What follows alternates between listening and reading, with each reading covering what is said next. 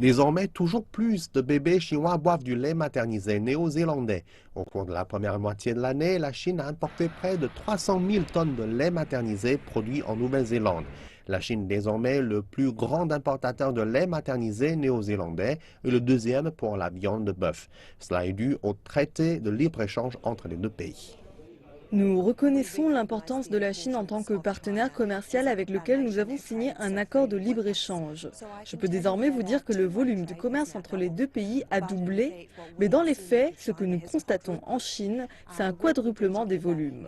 Nous essayons d'aller encore plus loin que ce qui avait été décidé en 2008 afin de valoriser au maximum l'ensemble des opportunités qui se présenteront.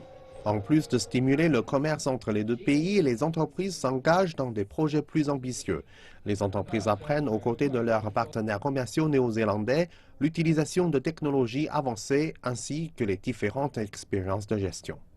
Nous savons que l'industrie des produits laitiers en Nouvelle-Zélande possède le meilleur système de gouvernance et le meilleur système de contrôle qualité du monde.